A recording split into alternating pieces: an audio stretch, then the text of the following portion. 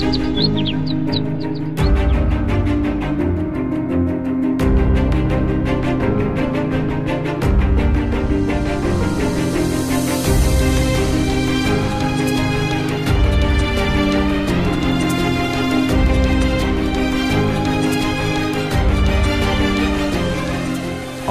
চোখে নীল ছিল নিছকই একজন চাকর। সে সারাদিন আদ্রিতার ভাই ফরমাস খেটেও ওকে সন্তুষ্ট করতে পারত না।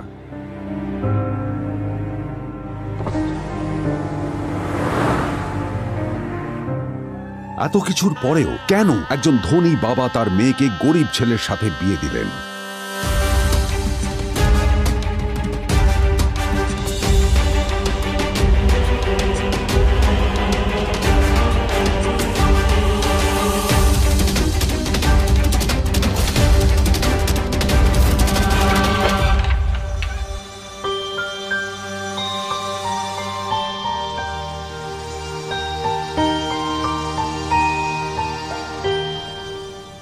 এবং তারপরে সেই মেয়েটি তার গরিব স্বামীর কাছ থেকে নতুন বছরে এমন একটা গিফট পেয়েছিল যে তার চক্ষু স্থির হওয়ার জোগাড় হয়েছিল। আর ওর স্বামী সম্পর্কে সত্যিটা জানার পর তো ও প্রায় অজ্ঞান হয়ে গিয়েছিল।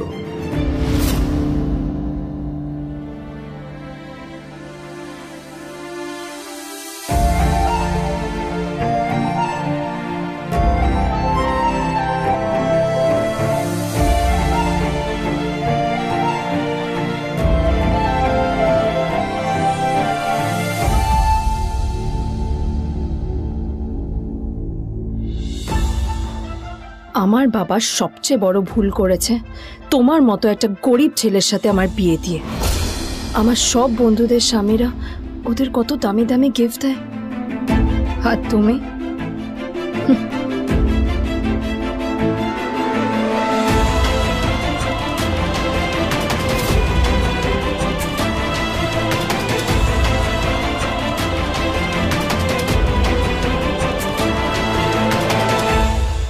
আদ্রিতা তার বাবার কথায় নীলকে বিয়ে তো করেছিল, কিন্তু ও শর্ত দিয়েছিল যেন বাড়ির বাইরের কেউ না জানতে পারে যে নীল ওর স্বামী।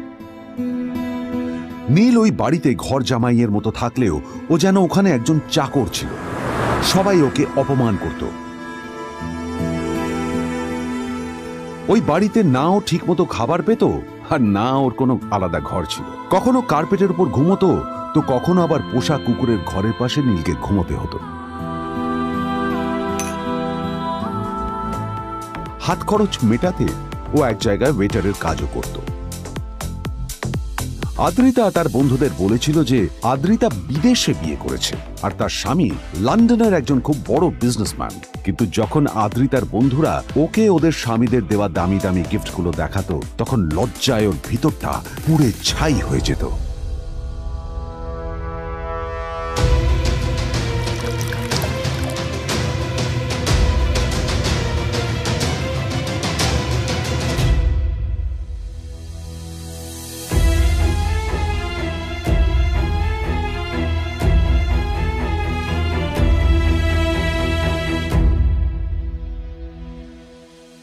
এই যে শোনো, নিউ ইয়ারে আমার একটা গিফট চাই তোমার থেকে। আর গিফট যেন দামি হয়, হ্যাঁ, মানে খুব দামি, কয়েক লাখ টাকা। ওকে? কয়েক লাখ টাকা? কিন্তু অদ্রিতা, এত টাকা আমি একসাথে কখনো দেখিনি। তোমাকে এত দামি গিফট আমি কি করে দেব? এটা তো তোমার বিয়ে করার আগে ভাবা উচিত ছিল। একজন পুরুষ মানুষ হয়ে নিজের স্ত্রীর এইটুকু ইচ্ছা তুমি পূরণ করতে পারবে না? স্ত্রীর এই কথাগুলো নীলকে আহত করে। নিঃশব্দে ওখান থেকে চলে যায় নীল।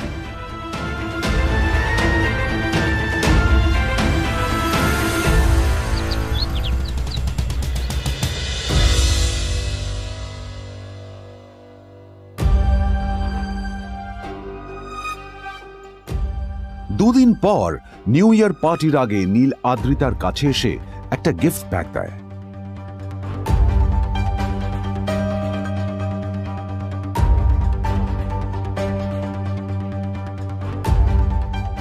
আদ্রিতা মুখ বেজার করে বাক্সটা খুলল, তবে তারপর বাক্সের ভেতরে গিফটটা দেখতেই ও চমকে গেল।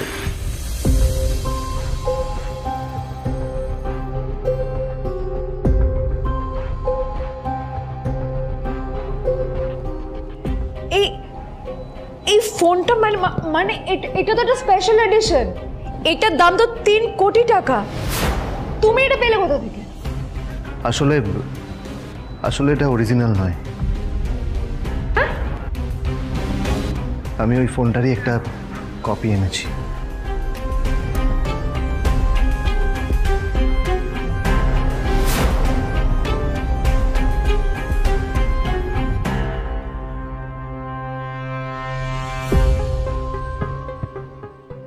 কিন্তু আদ্রিতার নীলের কথা একটু সন্দেহ হয়, কারণ ফোনটা দেখে একেবারেই আসল বলেই মনে হচ্ছিল।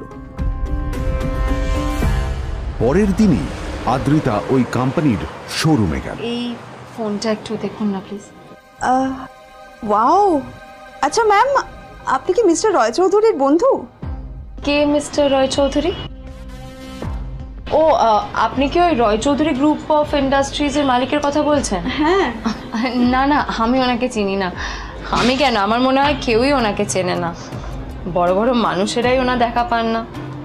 আমিও কোনোদিন ওনাকে দেখিনি, কিন্তু সাডেনলি আপনি এই প্রশ্নটা করলেন কেন? অ্যাকচুয়ালি ম্যাম, আপনার হাতের এই ফোনটা আসলে এটা ফোনের স্পেশাল এডিশন। এই কাটিং, এই ডিজাইন, এই লোগো, এটা জাল করা ইজ নেক্সট টু ইম্পসিবল। আর গোটা ভারতে বিক্রি হওয়া এই ফোনের সেকেন্ড পিস এটা, যেটা মিস্টার রয় চৌধুরী কিনেছিলেন। সেজন্য জিজ্ঞেস করছি ম্যাম, আপনি এই ফোনটা কোথা থেকে পেলেন? তবে কি নীলই মিস্টার রয় চৌধুরী, নাকি নীল এই ফোনটা চুরি করেছে? বেকার নীলের কাছে কোটি টাকার ফোন কোথা থেকে এলো? নীলের সত্যিটা তাহলে কি? আর ও যদি সত্যি বড়লোক হয়ে থাকে, তবে ও নিজের শ্বশুর বাড়িতে খরচামাই হয়েই বা থাকে কেন? আদ্রিতা এসব কথাই মনে মনে ভাবছিল। তবে আদ্রিতার বিশ্বাস ছিল যে কোনো না কোনো মতলব করেই নীল এই ফোনটা আদ্রিতার জন্য নিয়ে এসেছিল। কিছুদিন পর আদ্রিতা সেই ফোনটার কথা ভুলে গেল। নীল সকাল সকাল ঘুরতে বেরিয়েছে বাইরে।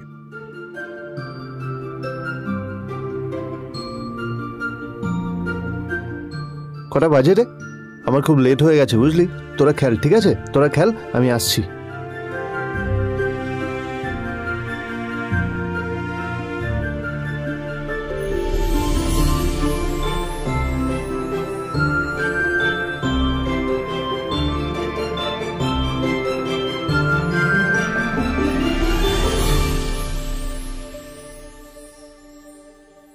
নীল, জল পড়ছে না কেন দেখো না। নীল, নীল, নীল কোথায় গেল? নীল,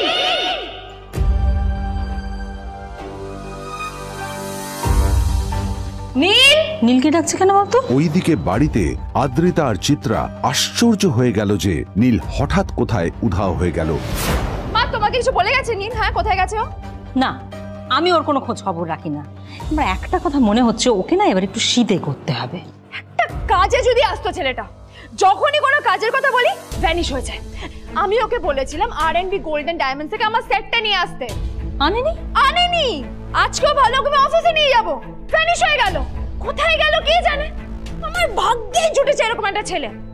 এই যে তুমি কেন বিয়েটা দিয়েছিলে আমাকে? এটা আবার কি বলছিস? আমার কি দোষ? দেখ, ওই অসভ্য ছেলেটার সাথে বিয়ে দিতে চাইনি। যা করেছে তোর বাবা করেছে, এটা আমার কোনো দোষ। তখনই হঠাৎ নীল সেখানে এসে উপস্থিত হলো, কিন্তু ও দুজনকে উপেক্ষা করে ভিতরে চলে যাওয়াই শ্রেয় মনে করল। এই যে লাট সাহেব ফিরলেন রাজকার্য করে। এদিকে এসো, তোমার ফাঁকিবাজির আলোচনাই এখানে চলছে। মা প্লিজ থাক, মা থাক, ভাল লাগছে না। এমনিতেই অফিসের জন্য আমার লেট হয়ে যাচ্ছে, আর বিজন আমার ওয়েটও করছে। বিজনের নাম শুনেই নীলের মুখটা ফ্যাকাশে হয়ে গেল।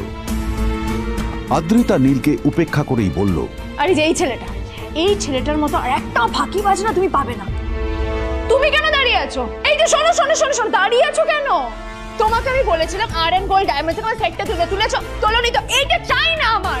তুমি আমার সাথে অফিসে যাবে, ফেরার পথে তুমি সেটটা নিয়ে আসবে। তোমার জন্য সবসময় লেট হয় অফিসে, তোমার জন্য বিরক্ত লাগে। আর ব্যাগটা নিয়ে ওর পেছন পেছন কোথায় যাচ্ছ? যা দিয়ে ওখানে রেখে এসো। নীল চিত্রার সাথে মাঝে মাঝে ঝগড়া করলেও তার স্ত্রী আদ্রিতার সাথে ও কখনো ঝগড়া করত না। সত্য সব অপদার্থ।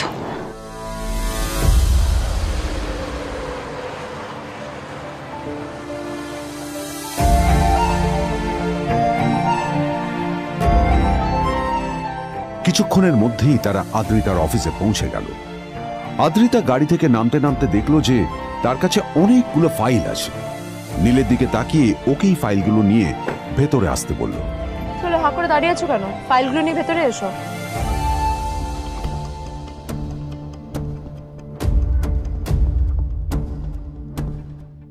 আদ্রিতা যখন ওর ক্যাবিনে পৌঁছলো তখন দেখলো সেখানে আগে থেকেই ওর বন্ধু এবং বিজনেস পার্টনার বিজন বসে ওর জন্য অপেক্ষা করছে।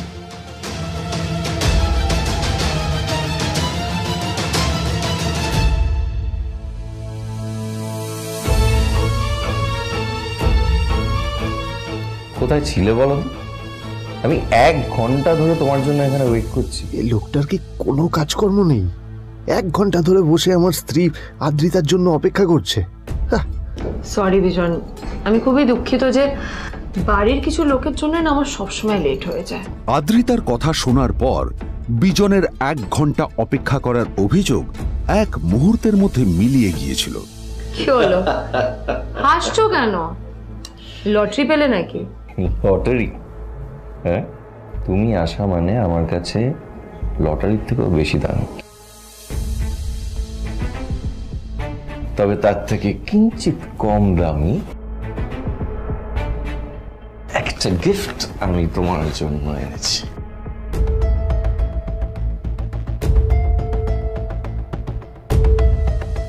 This is a rare diamond necklace for you. এটা আমার জন্য? সত্যি? এই শহরে এটা খুঁজে পাওয়া খুব বিরল।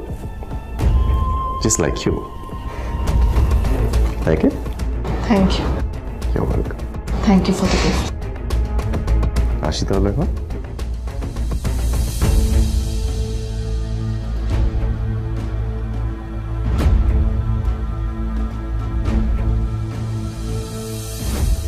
আদ্রিতা, আমি আজ পর্যন্ত তোমাকে কোনো রকম উপদেশ দিইনি, কিন্তু আজ আমি তোমাকে বলতে বাধ্য হচ্ছি। এই যে এই লোকটা তোমাকে শুধুমাত্র ইমপ্রেস করার জন্য একটা নকল সস্তার হীরের গয়না দিয়ে গেছে। এরকম একটা লোকের সাথে তোমার মেশা উচিত না। ভবিষ্যতে কিন্তু তুমি বিপদে পড়বে। আদ্রিতা, আমি তোমাকে কথা দিচ্ছি, আমি তোমার জন্য আসল রেয়ার একটা হীরের গয়না এনে দেবো, এর চেয়েও দামি, এর চেয়ে অনেক অনেক বেশি দামি। তার জন্য আমাকে যাই করতে হোক না কেন, আমি তোমাকে একদিন ঠিক এনে দেবো তোমাকে। তাদের বিয়ে হয়েছে 2.5 বছর। এর মধ্যে প্রথমবার তার মনে হলো নীল তার জন্য লড়াই করছে। নীলের এই রূপটা দেখে আদ্রিতা চমকে গেল। আজ প্রথমবারের মতো আদ্রিতার মনে প্রশ্ন এলো, নীলকে নিজের থেকে দূরে সরিয়ে রেখে আমি কি কোনো ভুল করছি? না না, এটা আমি কি ভাবছি? বিজন আমার বিজনেস পার্টনার, ও আমাদের মেইন ইনভেস্টর। নীলের এই অ্যাকশনের কারণে বিজন আমার কোম্পানি থেকে ব্যাক আউট করে গেলে কি হবে? না না না না না, নীলের জন্য আমি আমার এত বছরের পরিশ্রমকে জলে দিতে পারি না। আমার নীলকে নয়, আমার বিজনকে প্রয়োজন। এইসব ভাবতে ভাবতে আদ্রিতার নীলের ওপর রাগ হতে শুরু করে। আদ্রিতার রাগ তখন চরমে উঠে যায়। আজ প্রথমবার নীল আদ্রিতার সাথে খারাপ ব্যবহার করেছে। How dare you! তোমার এত বড় সাহস! হ্যাঁ, তোমাকে কে অধিকার দেয় বলো তো যে তুমি আমারই অফিসে দাঁড়িয়ে আমাকেই এতগুলো উল্টোপাল্টা কথা তুমি শোনালে? তোমাকে এখানে আনাই আমার ভুল হয়েছে, সবচেয়ে বড় ভুল হয়েছে। এবার চুপচাপ এখান থেকে বেরিয়ে যাও, right now. Get out! Neel আদ্রিতার এই কথার কোনো উত্তর দিল না। নীল জানতো যে ও যতই কথা বাড়াবে আদ্রিতা ততই বেশি রেগে যাবে। আদ্রিতা যেন তেন ভাবে নিজের রাগ চেপে ব্যাপারটা ওখানেই শেষ করার চেষ্টা করলো, কিন্তু ও তো জানতো না যে ব্যাপারটা তখন সবে শুরু হয়েছে। কি হলো, শুনতে পাচ্ছিস না? কালা নাকি? আমারই সামনে দাঁড়িয়ে আমার কেনা গিফট নিয়ে তুই মজা করলি? কত বড় সাহস রে তোর! নিজেকে তো বিক্রি করে দিলে ওরকম একটা ডায়মন্ড নেকলেস তুই কিনতে পারবি না। তোর এই গরিবের পারফিউম, সস্তা শার্ট, পায়ে একটা ফাটা চপ্পল নিয়ে নিজেকে বড় হিরো মনে করছিস? তোর নিজের কত দাম সেটা তোর নিজের জানা উচিত। Zero, big zero. সালা খরচা মাই চল।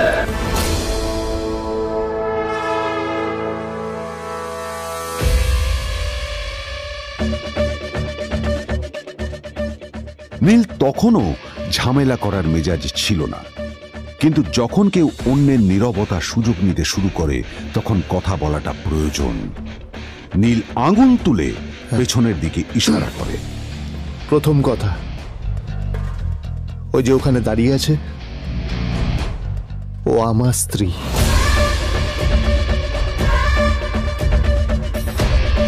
তাই আমার স্ত্রীকে তোমার নেকলেস দেওয়ার কোনো অধিকার নেই। ওকে যদি নেকলেস দিতে হয় তাহলে আমি দেব।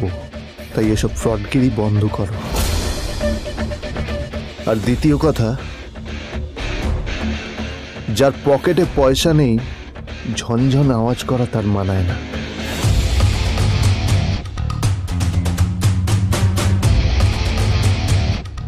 নীল বিজনকে তার সোয়াগ দেখিয়ে বেরিয়ে গেল।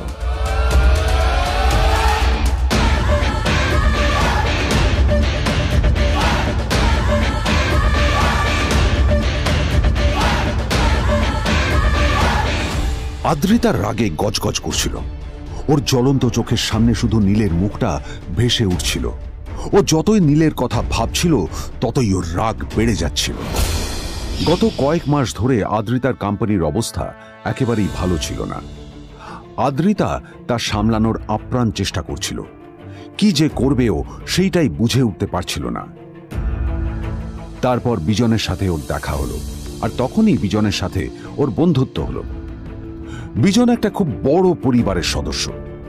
আজ বিজন শুধুমাত্র আদ্রিতার কোম্পানির একজন বিজনেস পার্টনারই নয়, সাথে বড় ইনভেস্টরও। আর শুধুমাত্র বিজনের কারণেই আদ্রিতার কোম্পানি এখনো চলছে। এই কোম্পানির সমস্ত লস বিজনই বহন করে এবং আদ্রিতারও ওকে তাই খুব প্রয়োজন। বিজনের সাথে বন্ধুত্ব করা আদ্রিতার পক্ষে সহজ কাজ ছিল না। অনেক কাঠখড় পুড়িয়ে আদ্রিতা ওর কাছাকাছি এসেছিল। সবকিছু ঠিকঠাকই চলছিল, সবকিছুই আদ্রিতার প্ল্যান অনুযায়ী হচ্ছিল, কিন্তু নীল আজ এসে সবকিছু নষ্ট করে দিল। কি দরকার ছিল বুঝতে পারছি না। কি দরকার ছিল নীলের বিজনকে এতগুলো কথা শোনানোর? এবার বিজন আমাকে টাকা দেবে কিনা সেটাও জানি না। আমার কোম্পানিতে ইনভেস্ট করতে চাইবে কিনা সেটাও বুঝতে পারছি না। কি করব?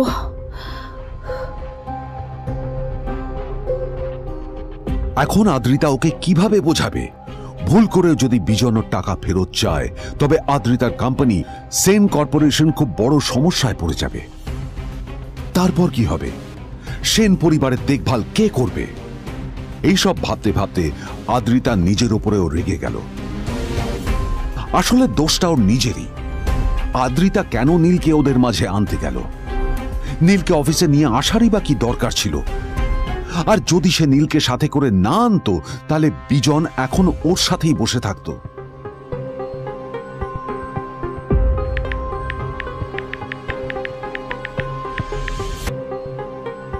প্যামেলা, আমি মিটিংয়ে বেরোবো, আমার চেঞ্জটা একটু নিয়ে এসো প্লিজ।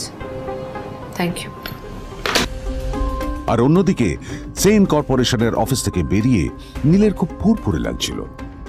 তখনই হঠাৎ ওর ফোনটা বেজে উঠল। ফোনটা ছিল মিস্টার রায় চৌধুরীর। তিনি ছিলেন শহরের সব থেকে বড় বিজনেসম্যান। হ্যাঁ মিস্টার রায় চৌধুরী, আমি আপনাকেই ফোন করতে যাচ্ছিলাম। আমি একজন বিশেষ লোকের সাথে তোমার একটা মিটিং ফিক্স করেছি। ওর অ্যাড্রেস আমি তোমাকে টেক্সট করে দিয়েছি। আমি চাই তুমি ওই লোকটার সাথে মিট করো। ঠিক আছে, আমি যে কোনো কারোর সাথে দেখা করতে পারি, কিন্তু তার জন্য আপনাকে আমার দুটো শর্ত মানতে হবে। প্রথমটা, আমার জন্য একটা রেয়ার হীরের নেকলেস আপনাকে জোগাড় করে আনতে হবে। আর দ্বিতীয়টা, আমি আপনাকে টেক্সট করছি, এটাও কিন্তু একই রকম জরুরি। এই দুটো কাজ আপনাকে যত তাড়াতাড়ি সম্ভব করে ফেলতে হবে আমার জন্য, ঠিক আছে?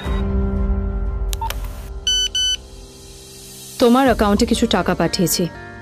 কিছু জামা কাপড় কেনো, যাতে তুমি ভদ্র সমাজে আসার যোগ্য হও আর তোমাকে আমি স্বামীর পরিচয় দিতে লজ্জা না পাই। তোমার কারণে আমার পরিবার লজ্জা পাবে, আমি সেটা চাই না। যখনই দেখি তখনই তুমি ভিখিরির মতো ছেঁড়া ফাটা জামা কাপড় পরে থাকো। আসলে আদ্রিতার বাড়িতে আজ ফ্যামিলি ডিনার পার্টি ছিল, আর শেষবার নীলের জন্য ওকে অনেক ঝামেলা পোহাতে হয়েছিল। মেসেজ পড়ে নীল ফোনটা নিজের পকেটে রেখে রাস্তার ধারে গিয়ে একটা ট্যাক্সি থামানোর জন্য হাত বাড়িয়ে দিল। নীল ট্যাক্সি ধরে গোল্ডেন সিটি অ্যাভিনিউর দিকে বেরিয়ে পড়ল। গোল্ডেন সিটি অ্যাভিনিউ শুধু কলকাতারই নয়, এটা ছিল সারা পশ্চিমবঙ্গের সবচেয়ে বিলাসবহুল সোসাইটিগুলোর মধ্যে একটা। আসলে এই সেই জায়গা যেখানে মিস্টার রায়চৌধুরী আজ তার জন্য গোপন মিটিং ফিক্স করেছিলেন। কিন্তু নীল কার সাথে দেখা করতে যাচ্ছে এ সম্পর্কে ওর কোনো ধারণাই ছিল না। যখন নীল সেখানে পৌঁছলো, পুলভিলার বাগানে বসে থাকা লোকটিকে দেখে রাগে নীলের রক্ত ফুটতে শুরু করলো। নীল ওখানে না দাঁড়িয়ে বেরিয়ে গেল। তখনই হঠাৎ একটা মেসেজ এলো। আসলে আজ আদ্রিতার ফ্যামিলি গ্যাদারিং এ যাওয়ার আগে নীলকে ওর হাই স্কুলের রিইউনিয়নেও যেতে হতো। গ্র্যাজুয়েশনের পর এত বছরে এই প্রথম নীল তার কোন কলেজ বা স্কুলের রিইউনিয়নে যাচ্ছে। এতগুলো বছরে নীল তার কোনো বন্ধুর সাথেই দেখা করেনি। নীলের তার পুরনো সহপাঠীদের কথা মনে পড়তে লাগলো, যাদের সাথে ও স্কুলে মজা করত। আজ আবার ওদের সকলের সাথে নীলের দেখা হবে।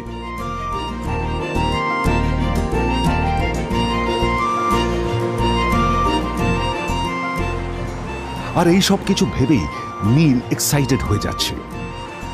আসলে সোহিনীকে নীল তার স্কুল টাইমে পছন্দ করত।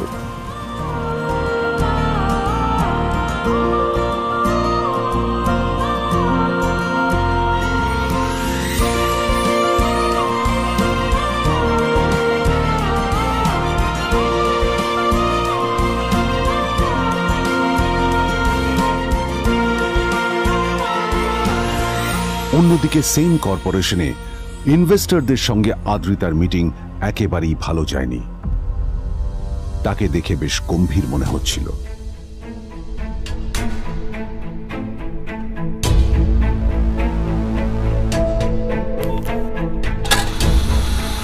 ভাই, পৃথিবীতে এমন লোকও আছে, কি দিমাগ দেখলি? হ্যাঁ, কাজকর্ম তো কিছু করার নেই, আর কিছু করেও না। হ্যাঁ, শুধু চলে এসছে আমাদের ম্যাডামকে রাখাতে।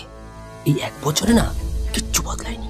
আরে আমি তো ভেবেছিলাম যে এর সাথে ম্যাডামের আর কোনো সম্পর্কই নেই, কিন্তু না, এখন যা দেখছি উল্টে ম্যাডামের মাথায় উঠে নাচছে।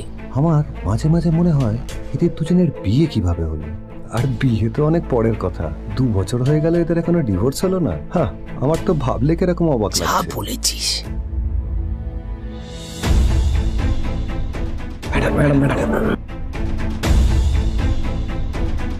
অফিসে চলতে থাকা এইসব কথা শুনে আদ্রিতার আরো রাগ হলো। আদ্রিতা ক্যাবিনে যাওয়ার পরে রাগকে নিয়ন্ত্রণ করা ওর পক্ষে আরো কঠিন হয়ে গেল। ও তখন বুঝতেই পারছিল না যে ওর রাগ কিভাবে নিয়ন্ত্রণ করবে। আদ্রিতা এটাও ভাবছিল যে নীলের জন্য ওকে আর কত অপমানিত হতে হবে। এসব ভাবতে ভাবতেই আদ্রিতার চোখ গেল ওর বাবার ছবিটার দিকে।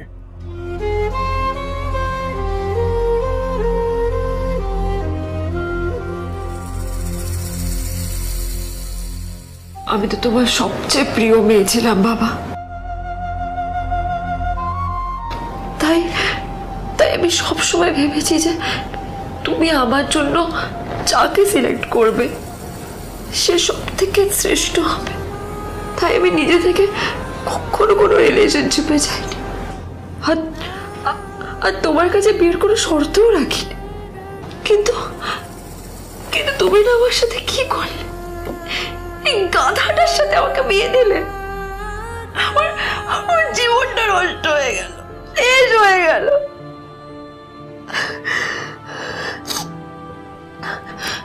আমি যদি একটু জানতাম যে ও কিছু করে না, ঘর চাপাই হয়ে থাকবে, এইসব কাজকর্ম করে, তাহলে আমি কোনোদিনই বিয়েতে রাজি হতাম না বাবা, কোনোদিন না, কোনোদিন।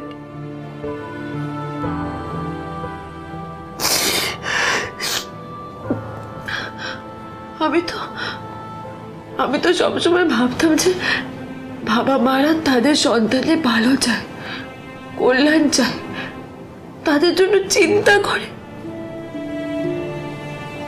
কিন্তু কিন্তু বাবা তুমি আমার জন্য একটু চিন্তা করোনি। তুমি শুধু তোমার শেষ কর্তব্যটুকু করতে চেয়েছিলে, শেষ ইচ্ছাটুকু রাখতে চেয়েছিলে, পালন করা হয়ে গেছে। আর আমাদের তুমি ছেড়ে চলে গেলে, তুমি আমাকে ছেড়ে চলে গেলে। অন্যদিকে নীল রিইউনিয়ন পার্টির জন্য হোটেল প্রাইম স্টারের দিকে রওনা হলো। হোটেল প্রাইম স্টার ছিল শহরের সবচেয়ে দামি হোটেল। ওখানে শহরের সব বড় লোকেরা যাতায়াত করত। নীল যখনই তার পুরনো বাইকটা নিয়ে ওখানে পৌঁছলো, ওর পুরনো জামা কাপড়, পুরনো বাইক আর ওর পায়ে ছেঁড়া চপ্পল দেখে সিকিউরিটি গার্ড ওকে গেটের বাইরেই আটকে দিল। কোথায় যাচ্ছিস শালা ভিখিরি? না না দাদা, আপনি আমাকে ভুল বুঝছেন। আসলে আমাকে ইনভাইট করা হয়েছে, আমি এই হোটেলেই এসেছি। শালা মিথ্যে কথা বলার জায়গা পাস না? হ্যাঁ, মিথ্যে কথা বলার আগে নিজের চেহারাটা তো দেখতিস। এটা একটা প্রাইম হোটেল, বুঝেছিস? এখানে সব শহরের বড় বড় লোকেরা তাদের বড় বড় গাড়ি নিয়ে আসে। শালা তোর মতো একটা ভিখিরি একটা ফ্যাট প্যাটে আওয়াজ বের করা বাইক নিয়ে চলে এসেছিস, আর আমি তোকে ঢুকতে দেবো না? দাদা আমাকে ইনভাইট করা হয়েছে, আমাকে শুনুন শুনুন, চল আমাকে একবার ঢুকতে দিন আমাকে। নীল পড়ে যেতেই একটা দামি গাড়ি ওখানে এসে দাঁড়ালো। এই গাড়িটি আর অন্য কারো নয়, হোটেল প্রাইমের মালিক মিস্টার খান্নার ছিল। কি হচ্ছে কি এটা? হোটেলের গেটের সামনে এসব এসব ক্যাশ চলছে এখানে। হোটেলের বদনাম হবে না এতে? স্যার দেখুন না, এই যে ভিখিরিটা হোটেলে ঢুকতে যাচ্ছে, আমি বারণ করছি, শুনছে না স্যার? শালা, আপনি কি করতে আছেন? কে কি হচ্ছে দেখি দেখি কে? মিস্টার খান্না তার চশমা খুলে নীলের দিকে দেখলেন, আর ওনার মুখটা হাঁ হয়ে গেল।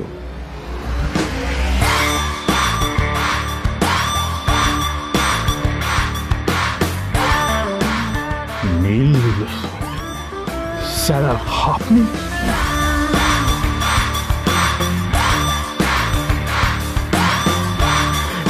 Extremely sorry sir.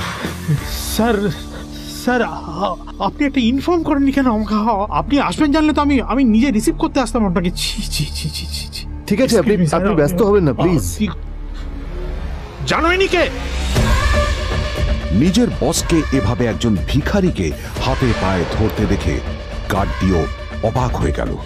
আরে sir, sorry sir, extremely sorry, আপনি আমার সঙ্গে আসুন। সরি স্যার, সরি, ভুল হয়ে গেছে স্যার। সালাম স্যার। নীল কি তবে সত্যিই একজন খুব বড় লোক কেউ? শেষ পর্যন্ত কিনা একটা পেন। উফ, সত্যি জিজু তুমি পারো বটে। এতগুলো লোক উপহার পাঠিয়েছে, কিন্তু তোমার মতো ভিখিরি মার্কা গিফট আর অন্য কেউ দেয়নি। নিজের স্ত্রীকে ভালোবেসে একটা উপহার দিলে যে এতগুলো কথা শুনতে হতে পারে, সেটা ঠিক ভাবতে পারেনি নীল। আদ্রিতা সেন সম্প্রতি একটি বিদেশি কোম্পানির সাথে ডিল ক্র্যাক করেছে। সেই সূত্রেই বাড়িতে আজ উপহারের বন্যা বইছে। এমন সময় একটা বড় বাক্স হাতে এগিয়ে এলো বাড়ির একজন কাজের লোক। দিদিমণি, এই উপহারটা বিজন দাদাবাবু পাঠিয়েছেন। বিজনের নামটা শুনেই আদ্রিতার যেমন মুখে হাসি ফুটে উঠল, তেমনি নীলের চোখে ফুটে উঠল রাগ। আদ্রিতার ইনভেস্টর কাম ফ্রেন্ড বিজনকে দু চোখে দেখতে পারে না নীল। আদ্রিতা খুশি মনে বাক্সটা খুলতেই দেখতে পেল একটা লাল পার্টি গাউন, সঙ্গে একটা ছোট্ট চিরকুট। কনগ্রাচুলেশনস আদ্রিতা, আজ সন্ধ্যায় এটা পরেই তুমি ডিল সাইন করবে, তারপর আমার সাথে ডিনারে যাবে। এই সব কিছুই বিজন করছে শুধুমাত্র তোমার সুযোগ নেওয়ার জন্য। ও ভালো লোক নয়। নিজের পকেট গড়ের মাঠ, এদিকে অন্যের গিফট দেখে হিংসেতে জ্বলে যাচ্ছে। ঠিক আছে, আমি তোমাকে একটা সুযোগ দিচ্ছি। এই ড্রেসটার দাম 50,000 টাকা। আজ সন্ধে 7টার আগে এমন একটা ড্রেস কিনে দাও, আমি তোমার ড্রেস পরে ডিল সাইন করব। বিজনের সঙ্গে ডিনারেও যাব না। পারবে? পারবো। শুধু দোহাই তোমাকে, ওই বিজনের সঙ্গে ডিনারে যেও না। কথাটা যেন মনে থাকে। এটি সেন পরিবার, শহরের অন্যতম ধনী একান্নবর্তী পরিবার। তবে এই পরিবারকে সুখী পরিবারের অপবাদ পরম নিন্দুকেও দেবে না। পাহাড় প্রমাণ চিন্তা নিয়ে না খেয়েই নিজের ভাঙা স্কুটারে চড়ে রাস্তায় বেরিয়ে পড়ল নীল। এখন 12টা বাজে, হাতে বেশি সময় নেই। খুঁজতে খুঁজতে হঠাৎ একটা সাইনবোর্ডের দিকে চোখ যায় নীলের। সেখানে লেখা আছে, রক্তদান জীবনদান। এখানে উপযুক্ত মূল্যে রক্ত ক্রয় করা হয়। নীল জানত পয়সার একটা জোগাড় হয়ে গেছে। নীলের ব্লাড গ্রুপ বেশ বিরল, ও নেগেটিভ। বাজারে এর চাহিদা প্রবল। নিজের রক্ত বিক্রি করে ওর ভালোবাসার জন্য উপহার কিনবে নীল। নিজের প্রেমকে প্রমাণ করতে চায় সে। এদিকে সাইনবোর্ডের ঠিকানায় পৌঁছতেই ডাক্তাররা লুফে নিল তাকে। ডাক্তারদের জোর জবরদস্তি করে পুরো 2 বোতল রক্ত দেওয়ার পর নীল পেয়ে গেল 30,000 টাকা। নীল ভেবেছিল 3 বোতল রক্ত দিয়ে পুরো টাকাটাই জোগাড় করে ফেলবে সে, কিন্তু ডাক্তারবাবু রাজি হলেন না। 30,000 টাকা নিয়েই নীল বেরিয়ে এলো হসপিটাল থেকে। মাথাটা খুব ঘুরছিল, পায়েও বিশেষ জোর পাচ্ছিল না সে। কিন্তু হাত ঘড়ির দিকে চোখ যেতেই নীল চমকে উঠল। এখন দুপুর 2টো, হাতে মাত্র কয়েক ঘন্টা। নীলের চাই আরো 20,000 টাকা। হঠাৎ নীলের চোখের সামনে অন্ধকার নেমে এলো। সোজা গিয়ে সামনে থেকে এগিয়ে আসা একটা ফুড ট্রাকে ধাক্কা মারল সে। তারপর আর কিছু মনে নেই। কি সব উটকো লোক এসে পড়ে। এক পার্টির জন্য হন্যে হয়ে ওয়েটার খুঁজছি, তার উপর আবার এসব ঝামেলা। এদিকে ঘড়ির দিকে তাকাতেই নীলের বুকটা ধক করে উঠল। 3:30 বাজে। ক্ষমা করবেন দাদা, আপনি কি কোনো ইভেন্টের কাজে যাচ্ছেন? আমাকে ওয়েটারের কাজটা দিন না, খুব দরকার দাদা। 20,000 টাকা জোগাড় করতে হবে। বেশ বেশ, একটা কিটি পার্টি আছে, সেখানে লোকেদের খাবার দেওয়া, বাসন মাজা, টেবিল পরিষ্কার করা, এই সব পারবেন আপনি? তবে অত দিতে পারবো না, 15,000 দেব, চলবে? প্রস্তাবটা লুফে নিল নীল। টলমল পায়ে উঠে দাঁড়ালো সে। লেক গার্ডেন্সের একটা বিলাসবহুল বাগান বাড়িতে আজ সব বড় লোকের বউদের কিটি পার্টি চলছিল। সেখানে পৌঁছে নীল তড়িঘড়ি নিজের নোংরা জামাকাপড় ছেড়ে ওয়েটারের কস্টিউমটা পরে নিল। সঙ্গের মতো দাঁড়িয়ে আছো কেন? খাবার সার্ভ করো। মাস্ক পরে চুপচাপ সবাইকে খাবার সার্ভ করে বেরিয়ে এলো সে। লোকের এঁটো কাটা তুলে, টেবিল মুছে, বাসন মেজে সবটা প্রায় সামলে নিল নীল। কিছু টাকা টিপস পেয়ে সাথে কমলবাবুর দেওয়া টাকা যোগ করে 20,000 টাকা জোগাড় করে নিল সে। মনের আনন্দে লাফিয়ে উঠল নীল। ভাবল, আদ্রিতা, আজ আমি প্রমাণ করে দেব যে সত্যি আমি তোমাকে কতটা ভালোবাসি। সাউথ কলকাতার 5খানা বুটিক ঘুরে সব থেকে দামি ডিজাইনার বুটিকে একটি সুন্দর নীল রঙের ড্রেস পছন্দ করল নীল। কিন্তু বিল মেটাতে গিয়ে এ তো মাত্র 20,000 টাকা। বাকি 30,000 টাকা গেল কোথায়? বিদ্যুৎ চমকের মতো নীলের মনে পড়ল সে নিজের জামা কাপড় ছেড়ে ওয়েটারের পোশাক পরেছিল। সারা পার্টিতে ওই 30,000 টাকাটা ওভাবেই রাখা ছিল ওর ছেড়ে রাখা প্যান্টের পকেটে। কেউ হয়তো সুযোগ বুঝে চুরি করে নিয়েছে। মাথায় বাজ পড়ল নীলের। প্রায় 6টা বাজে। 7টায় বেরোবে আদ্রিতা। কি হলো? পেমেন্টটা তো করুন। ড্রেস নিয়ে দাঁড়িয়ে আছেন? দাদা, আমি পুরো টাকাটাই নিয়ে এসেছিলাম, কোনোভাবে 30,000 টাকা চুরি হয়ে গেছে। আমায় ড্রেসটা দিন, আমি বাকি 30,000 টাকা দিয়ে দেব, কথা দিচ্ছি। যে অবস্থায় দোকানে এসেছিলে দেখেই বুঝেছিলাম কেনার ক্ষমতা নেই। এই, কে আছিস? ঘাড় ধাক্কা দিয়ে বের করে দে এটাকে। সারাদিন অক্লান্ত পরিশ্রম করেও ভাগ্যের কাছে হেরে সেন বাড়িতে ফিরল নীল। বাড়িতে পা রাখতেই চিত্রা ঘুঁটের মালাটা পরিয়ে দিল নীলকে। জানতাম হারবে, তাই প্রথমেই ঘুঁটের মালাটা পরিয়ে দিলাম। অকর্মা কোথাকার। সিঁড়ির দিকে তাকিয়ে ও পাথরের মতো দাঁড়িয়েছিল। কেননা বিজনের দেওয়া ড্রেসটা পরে নেমে আসছিল আদ্রিতা। অর্পিতা এবং চিত্রাকে বাই বলে বেরিয়ে গেল আদ্রিতা। নীলকে কিছু বলারও সুযোগ দিল না, যেন ও জানতই যে নীল পারবে না। মনের দুঃখ মনেই চেপে রেখে নিজের ঘরে ফিরে এলো সে। হঠাৎ পাশের ঘর থেকে আসা টিভির নিউজ শুনে স্থির হয়ে গেল নীল। দেশের অন্যতম এবং পূর্ব ভারতের বৃহত্তম নির্মাণ সংস্থা রয় চৌধুরী কনস্ট্রাকশন লিমিটেডের ভবিষ্যৎ এবার বড়সড় প্রশ্নচিহ্নের মুখে। বিপুল লোকসানে চলা সংস্থাটি যে কোনো দিন দেউলিয়া হয়ে যেতে পারে। হঠাৎ খুব ব্যস্তভাবে নিজের সস্তার ফোনটা উঠিয়ে নিল নীল, আর দেখল 40টা মিস কল আর 10টা টেক্সট মেসেজ। এমন সময় ফোন আবার বেজে উঠল। নীল ফোনটা রিসিভ করতেই ওপার থেকে এক বৃদ্ধের কণ্ঠস্বর ভেসে এলো।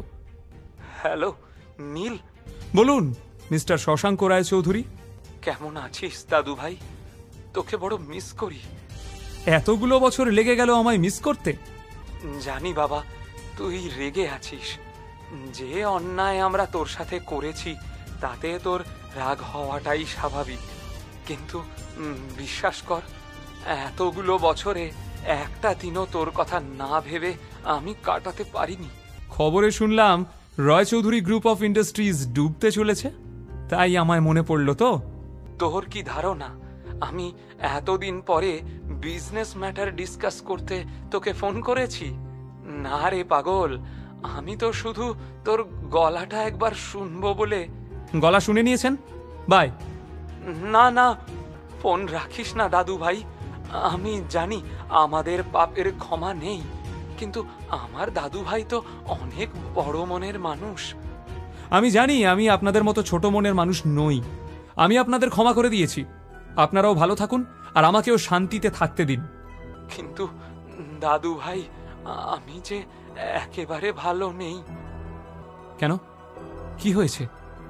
পোড় খাওয়া শশাঙ্ক হাড়ে হাড়ে জানেন যে গরু দুধ দেয় তার লাথিটাও হাসি মুখে হজম করে নিতে হয়।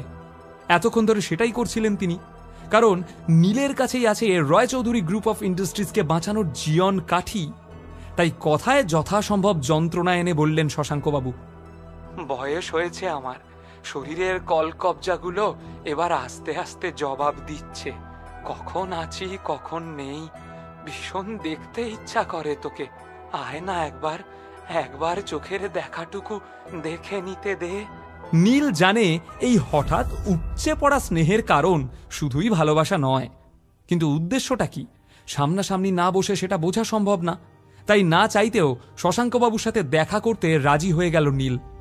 ঠিক আছে, কিন্তু এটাই শেষবার। তবে আমি বাড়িতে আসছি না, অফিসেই আপনার সঙ্গে দেখা করে নেব। বাই। আর কোনো কথা না বলেই ফোন কেটে দিল সে। নীল বোকা নয়, ও জানে রয়চৌধুরী গ্রুপ অফ ইন্ডাস্ট্রিজ ডুবতে বসার খবর মার্কেটে রটে যাওয়ার পরেই হঠাৎ শশাঙ্ক রায়চৌধুরী ওকে মিস করা শুরু করেছেন। এর মানে আর যাই হোক, স্নেহ ভালোবাসা হতে পারে না, কিন্তু স্বার্থটা কি? তখনই নিজের ল্যাপটপ বের করে ইন্টারনেটে রয়চৌধুরী গ্রুপ অফ ইন্ডাস্ট্রিজ সম্পর্কে যাবতীয় তথ্য সার্চ করে নিল নীল। কোম্পানির একটা গোপন তথ্য হাতে পেয়ে আনন্দে লাফিয়ে উঠল সে।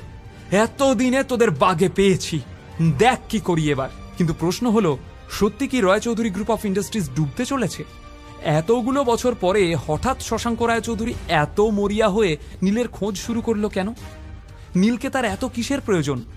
কি এমন আছে নীলের কাছে যা দিয়ে রায়চৌধুরীর কপাল আবার খুলে যেতে পারে? আদ্রিতার ভালোবাসা কবে পাবে নীল?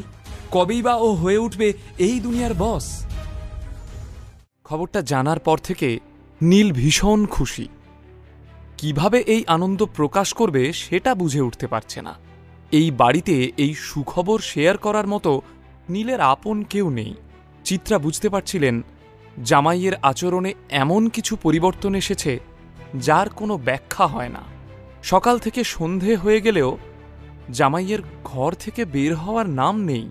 এদিকে বড় মাকে চিন্তিত দেখে অর্পিতা বিরক্ত হয়ে বলে, ওই অপদার্থের কথা ছাড়ো তো, খেতে এসো। নীল রয়চৌধুরী সিটাডেলের বিল্ডিংয়ে পা রাখতেই কানাঘুষো শুরু হয়ে গেল। রিসেপশনে নিজের আসার খবর জানিয়ে লিফটে 24th ফ্লোরে এসে শশাঙ্ক রায়চৌধুরীর কেবিনের বাইরে গিয়ে বসে পড়ল নীল। এটা নীল না? নীলকে দেখে শুরু হলো ফিসফিস। শুনেছি ও এখন বিপিএল কার্ড হোল্ডার। নির্ঘাত ঠাকুরদার কাছে টাকা চাইতে এসেছে, অথবা চাকরি। অন্যদিকে শশাঙ্ক রায়চৌধুরী কেবিনের ভেতরে বসে নিজেকে মানসিকভাবে প্রস্তুত করে নিচ্ছিলেন। এই 2.5 বছরের রক্তের সম্পর্কে যে ধুলো জমেছে তা এত সহজে মুছে যাওয়ার নয়। তবুও শশাঙ্কবাবুকে এই কঠিন কাজটা যে কোনো মূল্যে করতে হবে। শশাঙ্কবাবু অবশেষে কেবিনের বাইরে এসে দেখেন প্রত্যেক কৌতূহলী চোখ ওর এবং নীলের দিকে তাকিয়ে। কেমন আছিস দাদু ভাই? বুড়ো দাদুকে এতদিনে মনে পড়ল? শশাঙ্কর উদ্দেশ্য ছিল অফিসে একটা বার্তা দেওয়া যে এই মুহূর্তে দাদু নাতির ভেতর কোনো সমস্যা নেই। নীল সামান্য হাসে, আর শশাঙ্ক উচ্ছ্বসিত হয়ে বলেন, ভেতরে আয়, ভেতরে আয়, আমরা ভেতরে গিয়ে কথা বলি। ভিতরে এসে বড় চেনা এই কেবিনটাকে খুব ভালো করে দেখছিল নীল। শশাঙ্কবাবু মৃদু হেসে নাতিকে বলেন, এই 2.5 বছর তোর কথা আমার প্রত্যেক মুহূর্তে মনে পড়ত। রোজ তোর সাথে দেখা করব ভেবেও পিছিয়ে আসতাম। আসলে সাহসে কুলাতো না রে দাদু ভাই। ভনিতা না করে বলেই ফেলুন আপনার আসল উদ্দেশ্যটা। এইভাবে কথা বলবি তুই তোর দাদুর সাথে? এই শিক্ষা দিয়েছে আমাদের পরিবার? আপনি এই পরিবার ড্রামাটা চালিয়ে যান। আমি উঠলাম। যাস না প্লিজ দাদু ভাই। শোভাবাজারের একটা এঁদো গলিতে এই ব্যবসা শুরু করেছিলাম। অনেক খেটে বাড়িয়েছিলাম ব্যবসাটা। তবে এই ব্যবসার প্রকৃত উন্নতি হয় তোর বাবার অক্লান্ত পরিশ্রমে। এই কথাটা অস্বীকার করা যাবে না যে এই বিজনেস এম্পায়ার তোর বাবার অধ্যাবসায়, মেধা আর বুদ্ধির ফল। অবশেষে স্বীকার করার জন্য ধন্যবাদ। এবার বলুন আমার থেকে কি চান? আমি চাই তুই এই বিজনেস জয়েন করে তোর কাকাকে হেল্প কর। আমার কাকা মানে আপনার ছোট ছেলে ধীরেন রায় চৌধুরী, যাকে আপনি কোনো যোগ্যতা ছাড়াই এই কোম্পানির সিইও বানিয়েছিলেন, আর যে মানুষটা এখন আপনার এই সাধের বিজনেস এম্পায়ারকে ব্যাংকরাপ্ট করে দিচ্ছে, তাই তো? ও তোর গুরুজন। গুরুজনকে সম্মান দেওয়ার শিক্ষা আমি ধীরেন রায় চৌধুরীর থেকে পাইনি। তাহলে খবরটা সত্যি, তাই তো? আপনার অপদার্থ ছোট ছেলে সত্যি সত্যি কোম্পানিকে ডুবিয়ে দিতে বসেছে। আপনি চেয়েছিলেন আপনার বড় ছেলের মতো আপনার ছোট ছেলেও তার যোগ্যতা প্রমাণ করুক। দেখুন, সে প্রমাণ করেছে। এখন এইসব কথা থাক, তুই কোম্পানি জয়েন কর। প্লিজ দাদু ভাই, না করিস না। আমি আপনার প্রস্তাবে রাজি আছি, তবে আমার দুটো শর্ত আছে। শশাঙ্ক বেশ অবাক। শর্ত? হ্যাঁ, প্রথম শর্ত, আমি সিইও হিসাবে জয়েন করব। আর দ্বিতীয় শর্ত, ফান্ড নিয়ে বা আমার বিজনেস ডিসিশন নিয়ে আমি কাউকে জবাবদিহি করব না। শশাঙ্কবাবু নিজের কানকে বিশ্বাস করতে না পেরে আবার প্রশ্ন করলেন, তুই কোম্পানি জয়েন করতে চাস নাকি প্রতিশোধ নিতে চাস দাদু ভাই? তোর কাকুকে সরিয়ে তুই চেয়ারে বসতে চাস? লোকে শুনলে কি বলবে? কিছু বলবে না, লোকের অত সময় নেই। একটু আগে আপনিই তো বললেন কাকার এই বিজনেসে একটাই অবদান, আর সেটা হলো বিজনেসটা ডোবানো। তাই ভেবে দেখুন আপনি কি করবেন। নীলের রূঢ় বাস্তব কথাগুলো শশাঙ্কবাবু অস্বীকার করতে না পেরে মাথা নিচু করে বসে থাকলেন। আমি রাজি আছি। খুব শীঘ্রই তোমার কাছে অ্যাপয়েন্টমেন্ট লেটার পৌঁছে যাবে। তুমি সামনের মাসে সিইও হিসাবে এই কোম্পানি জয়েন করছো। কেউ তোমার কাজে ইন্টারফেয়ার করবে না। নীল ওর ব্যাগ থেকে একটা ফাইল বের করে শশাঙ্কবাবুর টেবিলে রাখল। এটা কি? আমার মন বলতো একদিন আপনি নিজের স্বার্থে আমাকে ডাকবেন, তাই এই এগ্রিমেন্টের ড্রাফটটা বানিয়ে রেখেছিলাম। আমাদের মধ্যে যা কিছু কথা হলো সেই কথাগুলো এইখানে লেখা আছে। আপনি পড়ে সাইন করে দিন। শশাঙ্কবাবু এতক্ষণে খুব ভালোভাবেই বুঝে গিয়েছিলেন নীলের মনের গভীরে জমে থাকা ক্ষত শুকোতে সময় লাগবে। তাই কথা না বাড়িয়ে সাইন করে একটা কপি নিজের কাছে রেখে ফাইলটা নীলের দিকে এগিয়ে দিলেন। এখন আবার আমরা ফ্যামিলি হয়ে গেলাম। দরকার পড়লে ফোন করব, ফোন ধরবেন, আর যা করতে বলবো করে দেবেন। মনে থাকবে। আজ তাহলে আসি। নীল অফিসের বাইরে এসে রাস্তায় দাঁড়িয়েছিল। আজ অনেক দিন বাদে ও ভীষণ খুশি। মেট্রো স্টেশনে এসে ব্যাগ থেকে ফাইলটা বের করে দেখছিল নীল। একবার ওর মনে হলো ছুটে গিয়ে আদ্রিতাকে চিৎকার করে নিজের আসল পরিচয়টা জানাক, কিন্তু নীল স্থির করে এখনই না, এই খবরটা এখন চাপা থাক। আরও চেনা বাকি আছে, আরও জানা বাকি আছে। এদিকে বাড়িতে আদ্রিতা ওর মাকে জিজ্ঞেস করে, মা, নীল কোথায় জানো? কখন থেকে ওকে ফোনে ট্রাই করে যাচ্ছি, ফোন সুইচ অফ বলছে। জানি না আমি, এই বাড়িতে কি কেউ আমার কথা শোনে? আমি তো তোকে সকালেই বললাম নীল কেমন অদ্ভুত আচরণ করছে। কাল সারা দিন কিছু খায়নি, সকালে ইম্পর্টেন্ট মিটিং আছে বলে তোর সামনে দিয়েই তো বেরিয়ে গেল। তখন তো তেজ দেখিয়ে কিচ্ছু জিজ্ঞেস করলি না। তুমিও তো জিজ্ঞেস করতে পারতে। সবার সব দায় কি শুধু মায়ের? মা কি বাড়িতে বসে সারা দুনিয়ার খবর রাখবে? আমি ভেবেছিলাম আজ ওকে সাথে নিয়ে অফিস যাব, ফাইলগুলো ড্রপ করে দেবে, আর ফেরার সময় আমার নেকলেসটা জুয়েলারি থেকে নিয়ে নেবে। কিন্তু ওর তো কোনো পাত্তাই নেই। মা, পৃথিবীতে এত মানুষ থাকতে তোমরা বেছে বেছে এই অপদার্থটাকে কেন আমার গলায় ঝুলিয়ে দিয়েছিলে বলো তো? যতই রাগ দেখাস না কেন, তুই খুব ভালো করেই জানিস তোর বিয়েটা আমি দিইনি, দিয়েছিলেন তোর বাপি। উনি এই ছেলের মধ্যে কি দেখেছিলেন সেটা উনিই ভালো বলতে পারবেন। ইতিমধ্যে নিজের প্রসঙ্গে হওয়া কথাগুলোয় কান না দিয়ে চিত্রার পিছন দিয়ে বেরিয়ে যাচ্ছিল নীল। হঠাৎই নীলকে দেখে আদ্রিতা বিরক্ত হয়ে বলে, কোথায় ছিলে? বিশাল বড় হনু হয়েছ নাকি?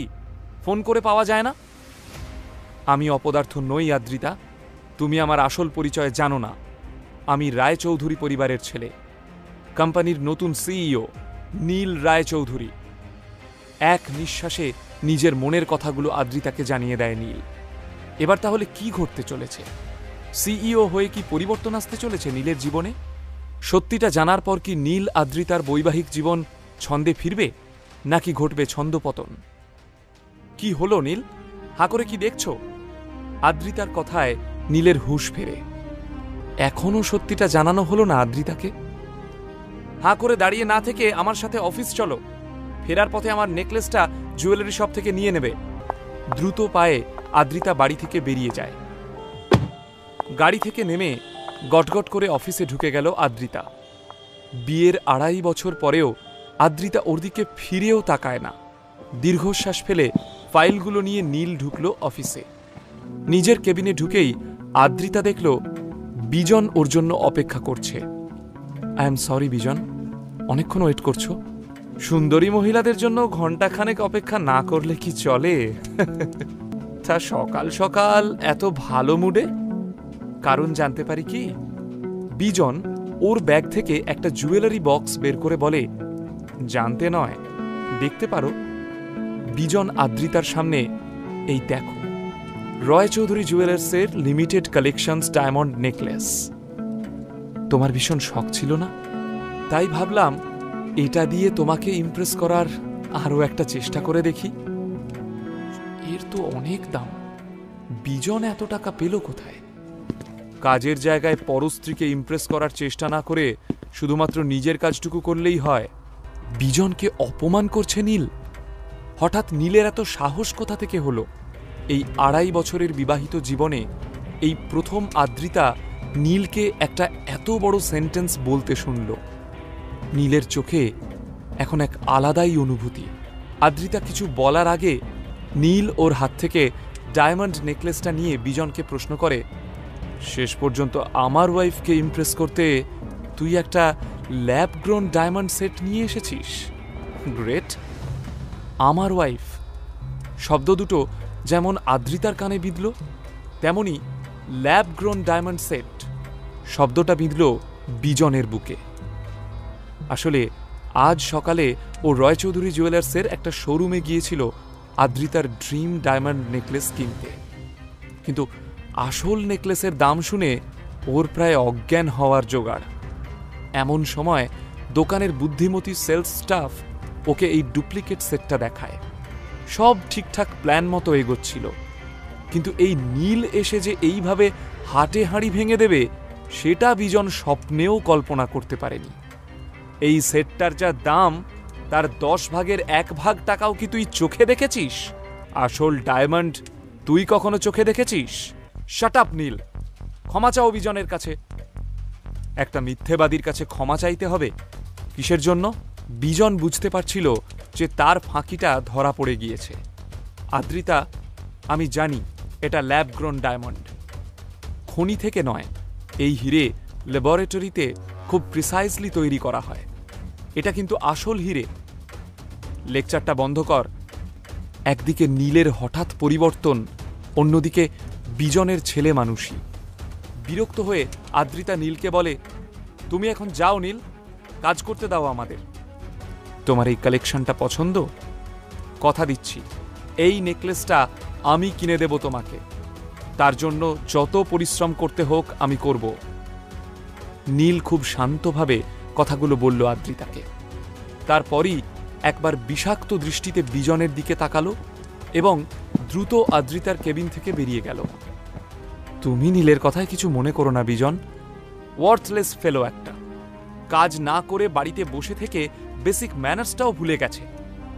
আদ্রিতা জুয়েলারি সেটটা বন্ধ করে বলে, আমার কিন্তু এই সেটটা ভীষণ পছন্দ হয়েছে, কোনো ভালো ওকেশন দেখে নিশ্চয়ই পরব। ফেক হাসি দেখিয়ে নেকলেসটা ওর ড্রয়ারে রাখে আদ্রিতা। আদ্রিতার মুখের জবরদস্তির হাসিটা দেখে বিজন বুঝে যায় এই জুয়াটাতে ও শেষ মুহূর্তে হেরে গেছে, আর সেটাও এই অপদার্থ নীলের জন্য। নীল কি করে ধরে ফেলল আসল আর নকল ডায়মন্ডের তফাৎ? আদ্রিতা এই মুহূর্তে নীলের মুখোমুখি হতে চাইছিল। ওর মনের মধ্যে ঝড় তুলেছে অনেকগুলো প্রশ্ন, যার উত্তর ওকে এক্ষুনি পেতে হবে। কোনো একটা সময় আদ্রিতাকে নিজের করে পাওয়াটা নীলের স্বপ্ন ছিল, কিন্তু আজ আদ্রিতার সাথে কাটানো এই বিবাহিত জীবনের প্রত্যেকটা মুহূর্ত নীলের রূঢ় বাস্তব।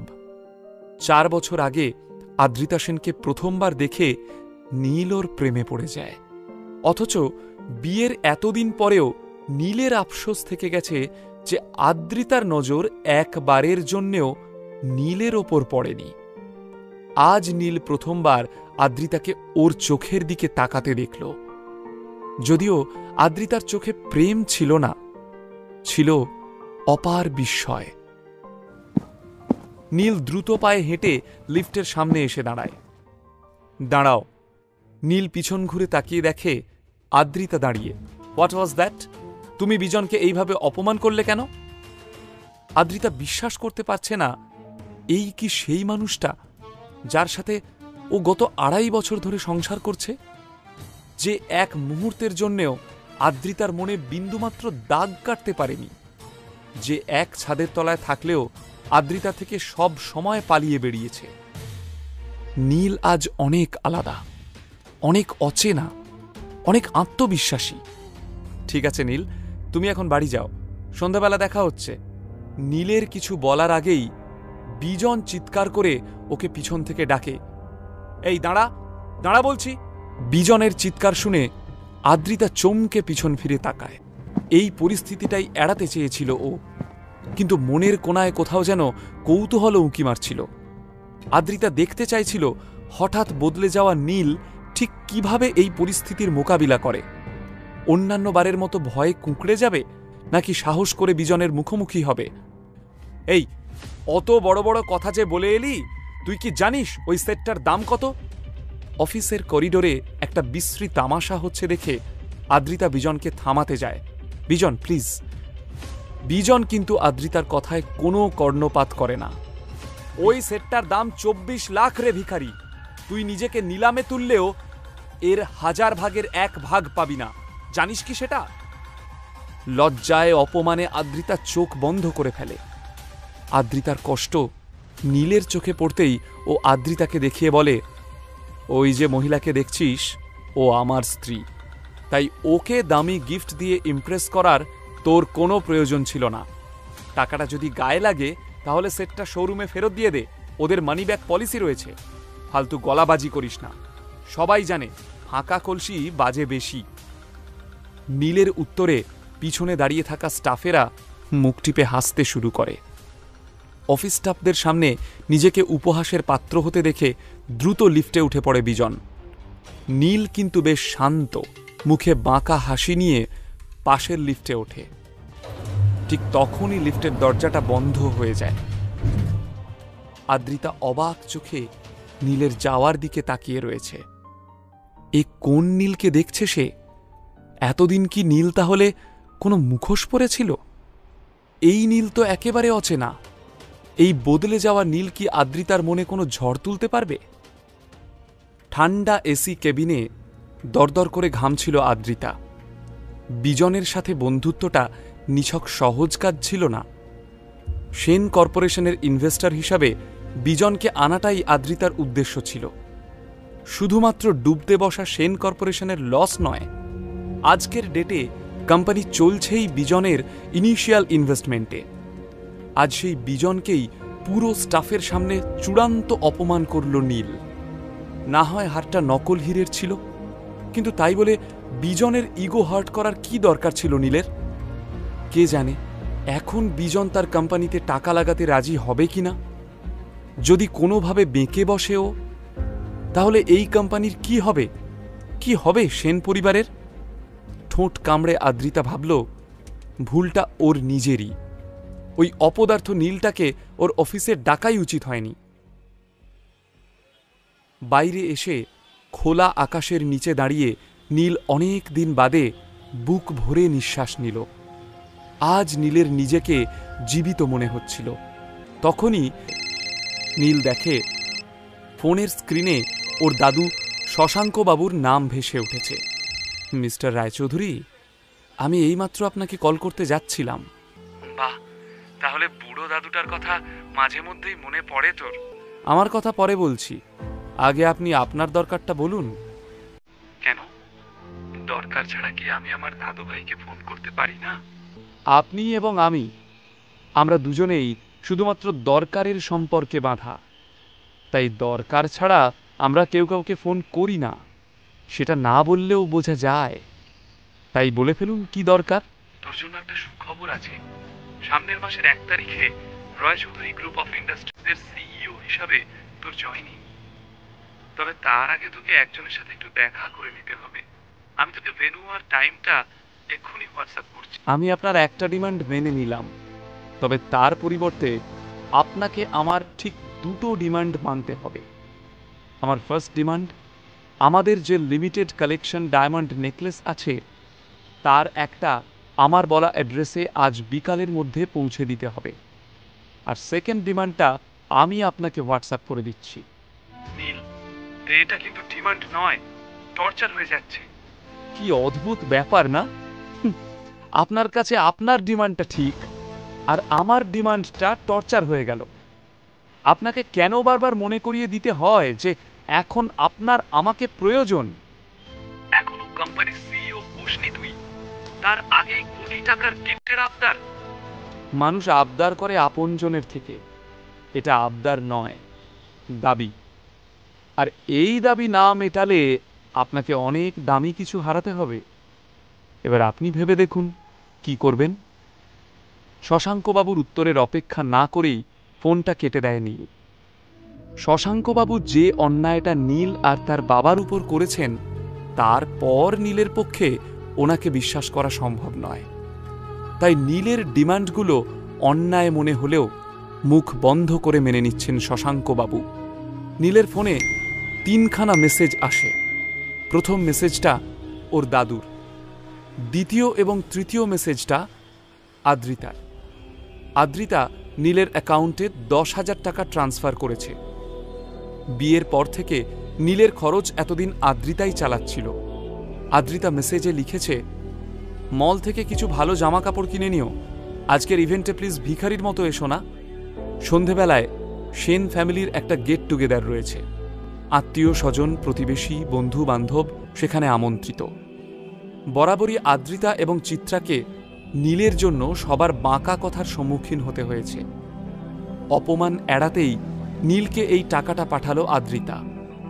না সোনা, তোমার এই 10,000 টাকার আমার আর কোনো প্রয়োজন নেই।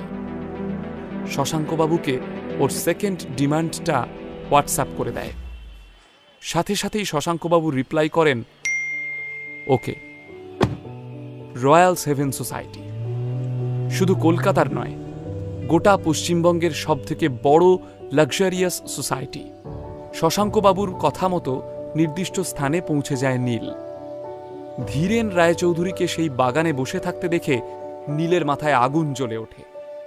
ধীরেন রায়চৌধুরী মানে ওর নিজের কাকুর সাথে দেখা করতে হবে জানলে নীল কখনো আসতে রাজি হতো না, সরাসরি না বলে দিত। রাগের মাথায় ও বেরিয়ে যাবে, ঠিক তখনই পিছন থেকে ধীরেন রায়চৌধুরীর গলা শোনা যায়, ঠিক 2.5 বছর আগে তোকে লাস্ট দেখেছিলাম, আগের থেকে অনেক বেশি স্মার্ট লাগছে। বাপের মতো সেই ক্যাবলাকান্ত ব্যাপারটা কিন্তু আর নেই তোর মধ্যে। থমকে দাঁড়ায় নীল। কাজের কথা থাকলে বলো, আর যদি ভাবো ভয় দেখিয়ে আমাকে সিইও হওয়া থেকে আটকাবে তাহলে ভুল ভাবছ। কথা শেষ করেই নীল চলে যেতে উদ্যত হয়। তখনই দুজন বিশাল চেহারার সিকিউরিটি গার্ড এসে নীলের পথ আটকে দাঁড়ায়। কাকুর আচরণে নীল হেসে ফেলে। আমার কিছু হলে কিন্তু তোমরাই বিপদে পড়বে, ভুলে যেও না আমার কাছে অঞ্জলি এন্টারপ্রাইজের 40% শেয়ার রয়েছে। আজ সেই শেয়ারই তোমাদের কোম্পানিকে বাঁচাতে পারে, তাই ভেবেচিন্তে সিদ্ধান্ত নিও। রয় চৌধুরী গ্রুপ ইস্টার্ন ইন্ডিয়ার সব থেকে বড় কোম্পানি।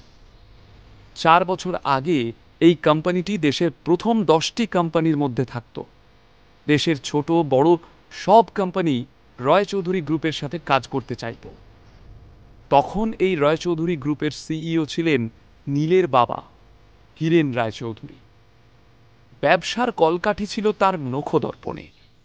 হীরেন ভীষণ ভালো মার্কেট প্রেডিক্ট করতে পারতেন, আর সেই জন্যই আগে ভাগেই অঞ্জলি এন্টারপ্রাইজের 40% শেয়ার তিনি কিনে রাখেন।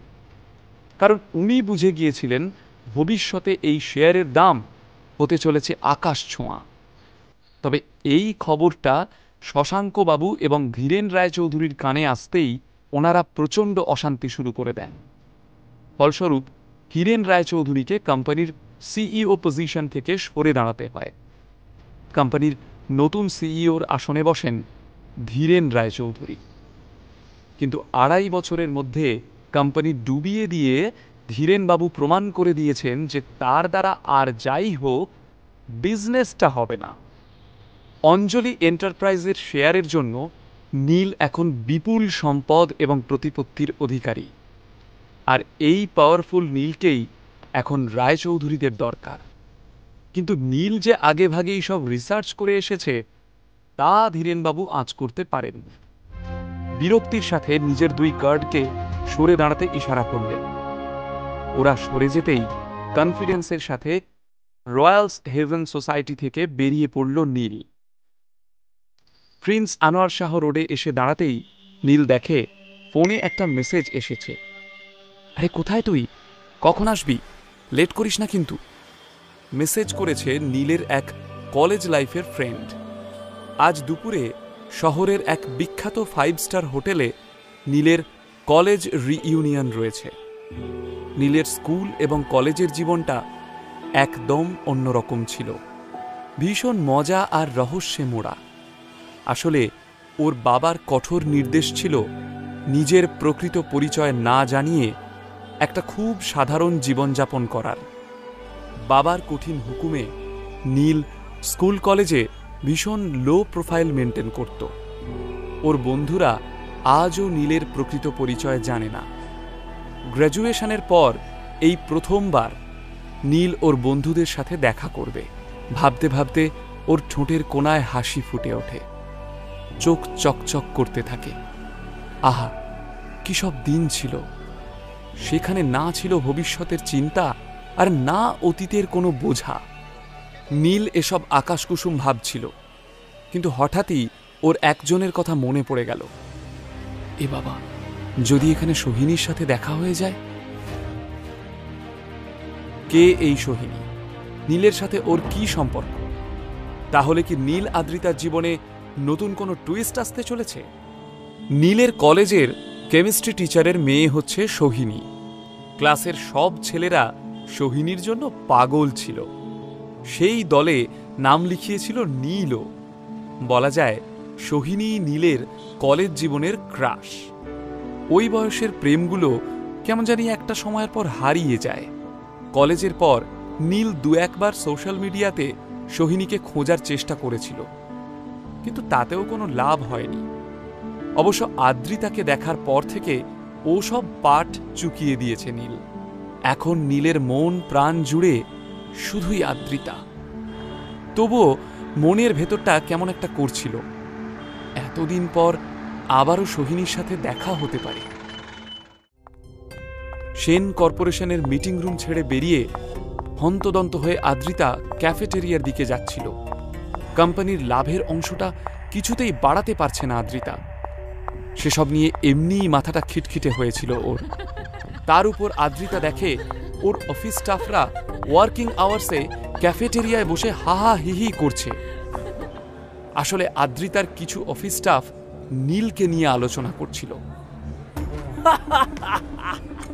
আস্তে আস্তে এবার আমার পেট ফেটে যাবে রে। 2 পয়সার মুরদ নেই, ম্যাডামের পয়সায় খায়, আবার ম্যাডামকেই কথা শোনায়। আমি কিন্তু আদ্রিতা ম্যাডামকে ভীষণ অ্যাডমায়ার করি। উনি যে কেন এই ছেলেটার সাথে রয়েছেন, এতদিনে তো ওনাদের ডিভোর্স হয়ে যাওয়া উচিত। আরে প্রথমে তো আদ্রিতা ম্যাডামের পেছন পেছন যাচ্ছিল, তখন তো দেখে মনে হচ্ছিল ম্যাডামের চাকর। তারপর দুম করে কেবিন থেকে বেরিয়ে এসে কি হুম্বি তম্বি, বাহ বাহ, বলে কিনা বিজন স্যারের আনা অত দামি হীরের হার নাকি নকল। জীবনে রূপো চোখে দেখেছে, হিরে তো দূরের কথা। সবাই পেছন ফিরে ক্যাফেটেরিয়ার দরজার দিকে তাকাতেই দেখলো আদ্রিতা ম্যাডাম দাঁড়িয়ে রয়েছে। আদ্রিতার চোখ মুখ দেখে সবার বুক কেঁপে উঠল। আদ্রিতার স্টাফরা খুব ভালো মতো জানে আদ্রিতা রেগে গেলে কারও রক্ষে নেই। স্টাফরা কোনো রকমে পালিয়ে বাঁচল। ওর সারা শরীর যেন ঘিন ঘিন করছিল নীলের জন্য। শুধুমাত্র নীলের জন্য আজ আদ্রিতার স্টাফরা ওকে নিয়ে হাসাহাসি করছিল, ঠাট্টা তামাশা করছিল। নিজের কেবিনে ঢুকে সশব্দে কেবিনের দরজাটা বন্ধ করে দেয় আদ্রিতা। খাঁচায় বন্দি বাঘিনীর মতো ছটফট করছে সে।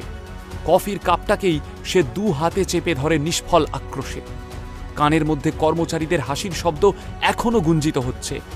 এবার রাগ পাল্টে যায় যন্ত্রণায়। চোখ ঝাপসা হয়ে আসে আদ্রিতার। বাপি, কেন করলে এরকম? আমি তো তোমার কোনো কথা অমান্য করিনি, কখনো কোনো প্রেমের সম্পর্কে জড়াইনি, কারণ আমি জানতাম আমার বাপি আমার জন্য কখনো কোনো ভুল ডিসিশন নিতেই পারে না।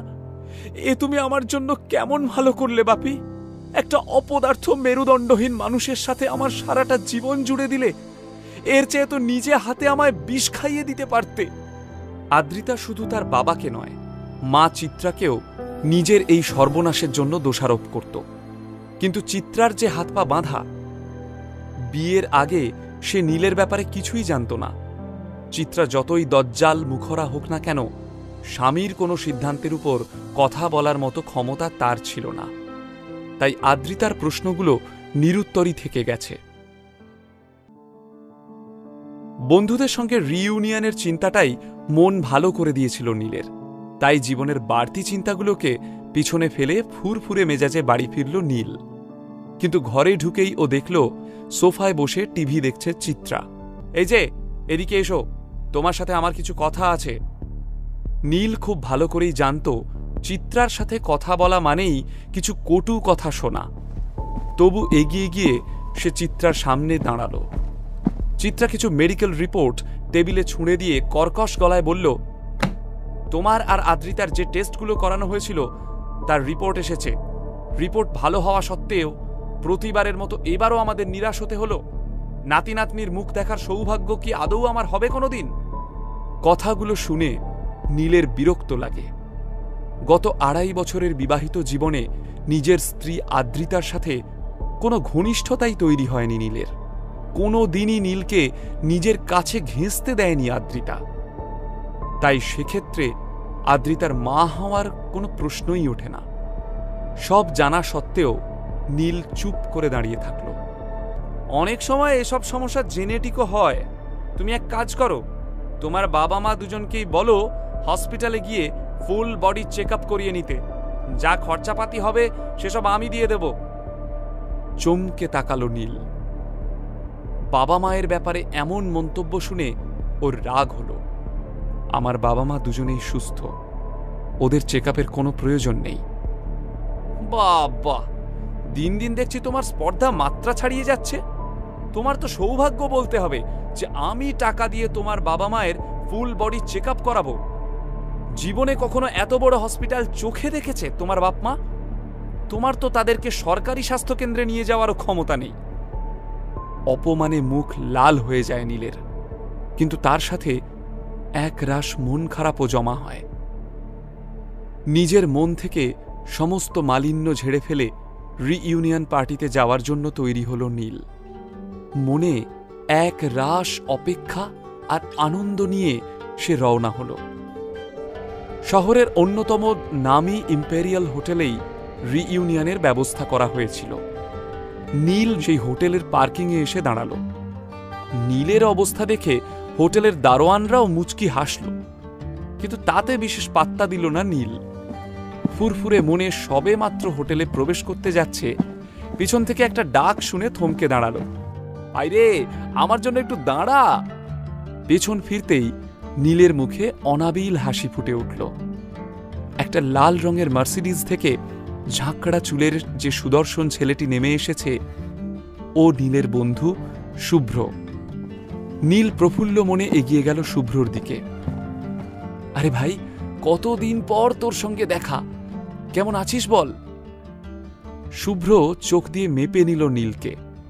নীলের পোশাক সুন্দর হলেও দামের দিক থেকে শুভ্রর ধারে কাছেও যাচ্ছে না। তাই দেখে শুভ্রর চোখে স্পষ্ট কৌতুকের ছাপ প্রকাশ পেল। নিজেই দেখে বুঝে নে কেমন আছি। দেখে তো ফ্যান্টাস্টিক মনে হচ্ছে। শুভ্র একটা অহংকারী ভঙ্গিতে বলল, ওই আর কি, এই যেমন লাস্ট মান্থে এই গাড়িটা কিনলাম, বেশি না, ওই 50 লাখ পড়ল বুঝলি। অর্থ কৌলিন্য দিয়ে সম্মান কেনাতে কোনোদিনই আগ্রহী নয় নীল, কিন্তু ও বুঝতে পারল যে শুভ্র ওকে পয়সার দেমাক দেখাচ্ছে। তবে এই নীল তো একদম আলাদা। ও কি মুখ বুঝে সব সয়ে যাবে, নাকি নতুন কোনো খেলা শুরু করবে? বেশ রহস্য নিয়ে নীল শুভ্রকে বলল, তোকে একটা ম্যাজিক দেখাবো। নীল ঠিক কি করতে চাইছে শুভ্রর সাথে? কি ঘটতে চলেছে এই পার্টিতে? সোহিনীর সাথে দেখা হওয়ার পর কি হবে? নীলের সেই দ্বিতীয় শর্তটাই বা কি ছিল? আর সেই ডায়মন্ড নেকলেসটা কি পেল আদ্রিতা? আজকাল ম্যাজিক দেখিয়ে পেট চালাচ্ছিস নাকি? বলেই হো হো করে হাসতে শুরু করল শুভ্র। তোর গাড়িটা তো দেখলাম, এবার আমার পক্ষীরাজটা দেখ। একবার চাপলেই মনে হবে খোলা আকাশে উড়ছিস, যেন পিসি সরকারের ম্যাজিক। নীলের আওয়াজে মায়া জড়িয়ে রয়েছে। শুভ্র কিছুক্ষণ হা করে নীলকে দেখল, তারপর সশব্দে হেসে উঠল। থাক বাবা, তোর ওই পক্ষীরাজ তোকেই মানায়। নীল বেশ বুঝতে পারল শুভ্র ওকে নিয়ে ব্যঙ্গ করছে। আগেও শুভ্র এমনই ছিল, আজও সেই প্রবণতা ওর যায়নি। নিজের মনের ভাব প্রকাশ না করে শুভ্রর সাথে রিইউনিয়ন পার্টি হলে ঢুকে পড়ল নীল। শুভ্রর পোশাকের চাকচিক্য, ওর বড়লোকি চালে প্রায় সব বন্ধুরাই ওকে নিয়ে মাতামাতি শুরু করল। বাইরের দেখনদারি নেই বলে নীলকে যেন চিনতে পেরেও না চেনার ভান করল সবাই। আঘাত পেল নীল। অনেক প্রত্যাশা নিয়ে সে এসেছিল এখানে, তার ফেলে আসা শৈশব খুঁজে পাবে বলে। কিন্তু সময়ের সাথে সাথে মানুষ কত পাল্টে যায়। স্কুল কলেজে এক বেঞ্চে বসা বন্ধুরা জীবনে প্রতিষ্ঠিত হওয়ার পর আর যেন চিনতেও পারছে না নীলকে। আহত নীলের মনে হল, আসলে এই দুনিয়ায় সবাই টাকার বশ। নীল পার্টি হলের কোণে একটা চেয়ারে গিয়ে বসে। ঠিক তখনই ওর মোবাইলে একটা মেসেজ আসে। সেই মেসেজটা দেখে নীলের মুখে চওড়া একটা হাসি ফুটে ওঠে। ফোনের স্ক্রিনে ভেসে উঠেছে, 2 crore is credited in your bank account। নিজেকে যেন রাজার মতো মনে হচ্ছে নীলের। নীল শশাঙ্ক রায়চৌধুরীকে বলেছিল, আগামী 24 ঘন্টার মধ্যে যদি 2 কোটি টাকা তার অ্যাকাউন্টে ক্রেডিট না হয়, তবে রায়চৌধুরীদের সঙ্গে হওয়া তার কন্ট্রাক্ট বাতিল হয়ে যাবে। শশাঙ্ক রায়চৌধুরী তার কথা রেখেছেন। রায়চৌধুরীরা এখন প্রায় নীলের বশেই, আর সেটা খুব ভালোভাবে বুঝতে পারে নীল। হঠাৎই একটা হইচই পড়ে যায় পার্টি হলে। সে দেখে সব বন্ধুরা হলের গেটের কাছে ভিড় করেছে। সে উঁকি ঝুঁকি মেরে কিছু লোককে সরিয়ে গেটের কাছে যেতেই দেখতে পেল সোহিনীকে। বাহ, কি অপরূপ সুন্দরী দেখাচ্ছে ওকে। কলেজ জীবনের ক্রাশকে দেখে মুগ্ধ হয়ে গেল নীল। ও ভাবল একবার কাছে গিয়ে সোহিনীর কুশল সংবাদ নেওয়া যাক। কিন্তু ঠিক তখনই শুভ্র চোখ পাকিয়ে বলা শুরু করল, এই তোরা সবাই শোন, একটা দারুণ গুড নিউজ আছে। সোহিনী, তুই বলবি না আমরা বলবো? সোহিনী কিছু বলার আগেই শুভ্র বলল, আমাদের সোহিনী কোন কোম্পানিতে মডেলিং এর কন্ট্রাক্ট পেয়েছে জানিস? The great Roy Chowdhury industries. এই শুনে সবাই হাততালি দিয়ে উঠল, অভিনন্দন জানালো সোহিনীকে। নীল কিন্তু মনে মনে মজা পাচ্ছিল। যে কোম্পানির সঙ্গে চুক্তিবদ্ধ হওয়ার আনন্দে সোহিনী এত উচ্ছ্বসিত, শুভ্র সহ বাকিরাও ওকে তেল দিতে ব্যস্ত, সেই কোম্পানিরই ভাবী সিইও শ্রীমান নীল রায়চৌধুরী। অথচ কেউ সে কথা জানে না। এখনই একটা অটোগ্রাফ দিয়ে রাখ সোহিনী, পরে তো আর নাগাল পাওয়া যাবে না। এই শুনে সবাই একচোট হেসে নিল। রায়চৌধুরীদের প্রডিউস করার প্রায় সবকটা সিনেমাই কিন্তু সুপার ডুপার হিট। ওইসব মুভিতে একবার চান্স পাওয়ার পর কোনো অভিনেতাদেরই আর ফিরে তাকাতে হয়নি। তাদের ক্যারিয়ার সেট হয়ে গেছে। আমি শিওর তোর ক্ষেত্রেও তাই হবে। সোহিনী একটু অহংকারী হাসি হেসে এমন ভাব করল যেন এইসব প্রশংসায় ওর কিচ্ছু আসে যায় না। ধীরে ধীরে একটা চেয়ারে এসে বসল সোহিনী। তার ঠিক উল্টো দিকের চেয়ারে গিয়ে বসল নীল। কিন্তু নীল বসার পর সোহিনী এমন ভান করল যেন ও নীলকে দেখতেই পাচ্ছে না। নীল যেন অদৃশ্য মানুষ।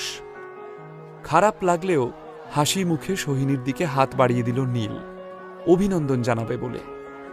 কিন্তু সোহিনীর বোধহয় অস্বস্তি হচ্ছিল, তাই উসখুস করে সোহিনী নিজেই নীলকে বলল, সরি নীল, আমার পাশের সিটটা আমার বেস্ট ফ্রেন্ডের জন্য বুকড রয়েছে, তুই এই সিটটা ছেড়ে দিবি প্লিজ।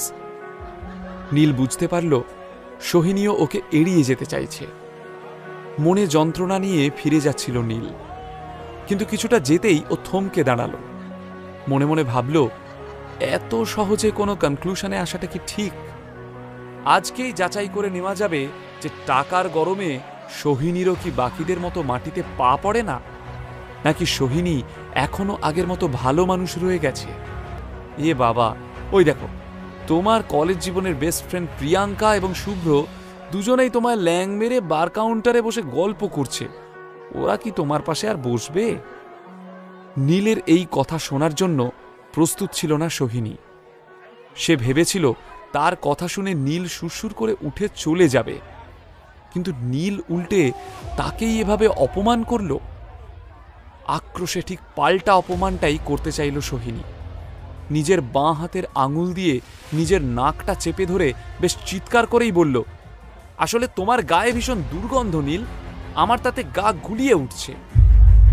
সোহিনীর কথা শুনে নীল যেন আকাশ থেকে পড়ল।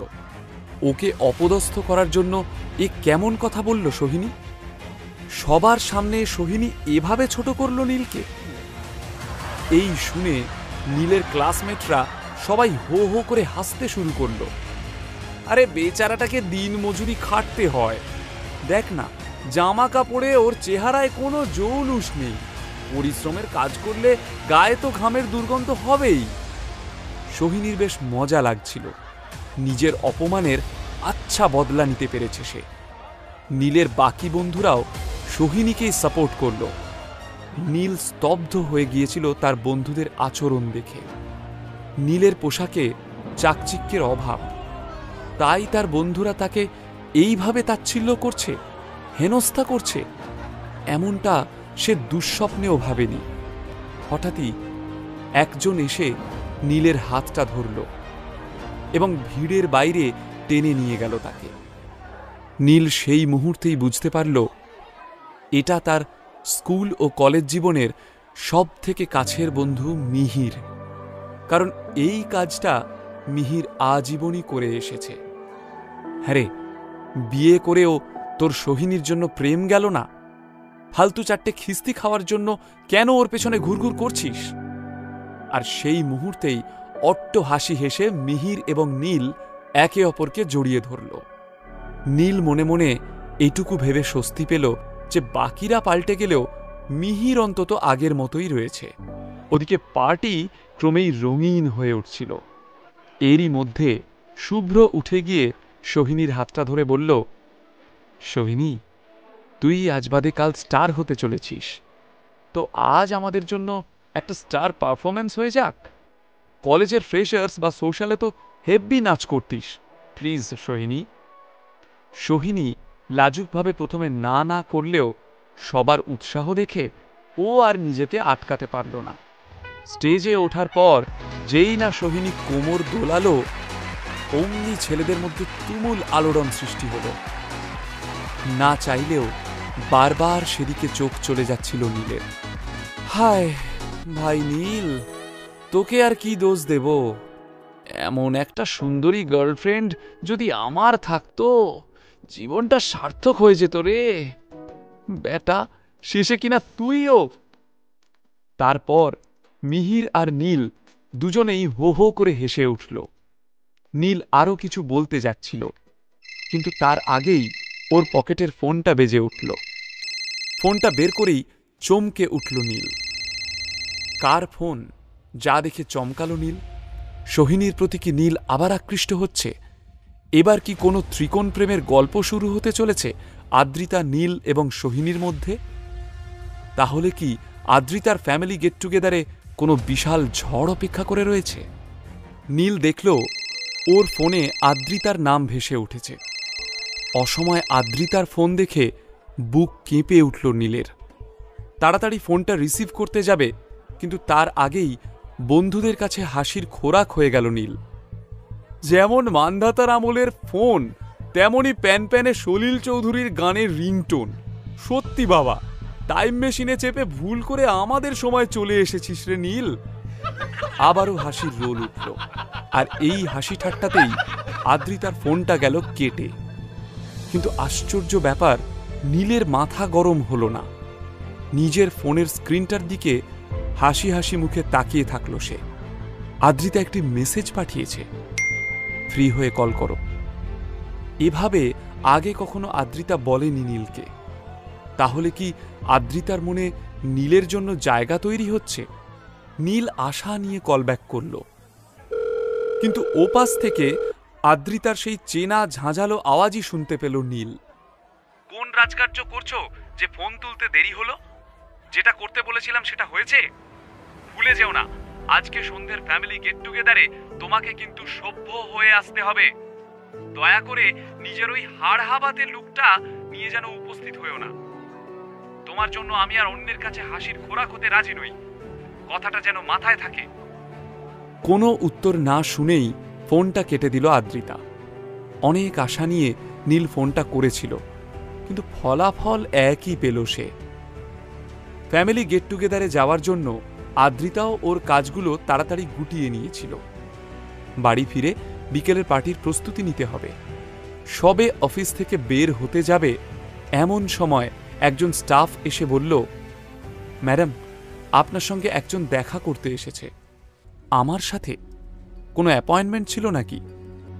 না ম্যাডাম, এনাকে আগে কখনো দেখিনি, তবে বলছেন আপনার সঙ্গে খুব আর্জেন্ট দরকার। আদ্রিতা খানিক অবাক হলো। ঠিক আছে, পাঠিয়ে দাও।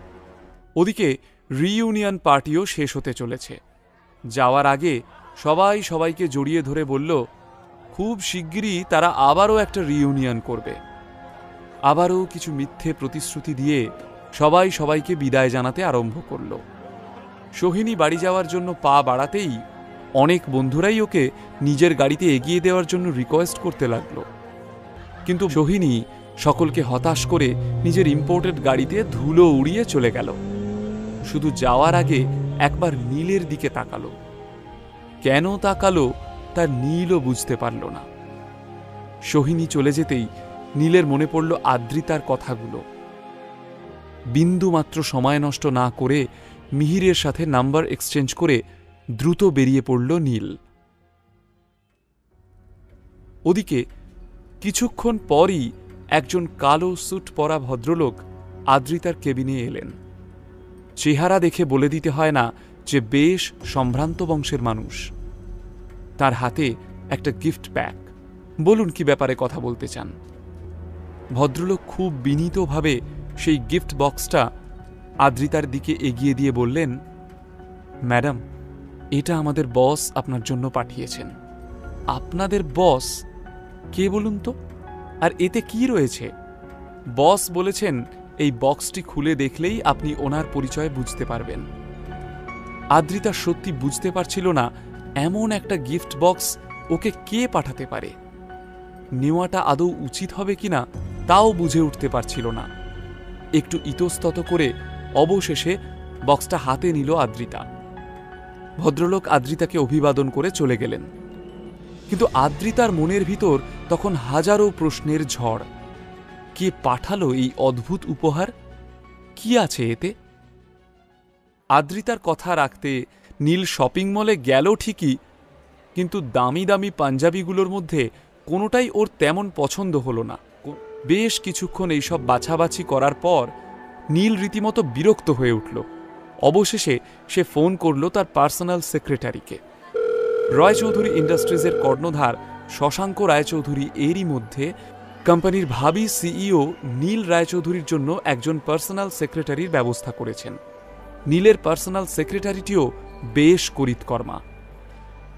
খুব তাড়াতাড়ি সে নীলের জন্য একটা সুন্দর সিল্কের পাজামা পাঞ্জাবি বেছে ফেলল, যার রংটাও সুন্দর, আবার ফিটিংও সেরা। ট্রায়াল রুমে নিজেকে আয়নায় দেখে নীলের মনে হলো এটা আদ্রিতার নিশ্চয়ই পছন্দ হবে। জামা কাপড় কেনা হলে নীল রওনা হলো বাড়ির পথে। গিফট বক্সটা হাতে নিয়ে অনেকক্ষণ চুপচাপ বসেছিল আদ্রিতা। একদিকে অদম্য কৌতূহল, অন্যদিকে একটা অদ্ভুত অস্বস্তি হচ্ছিল ওর।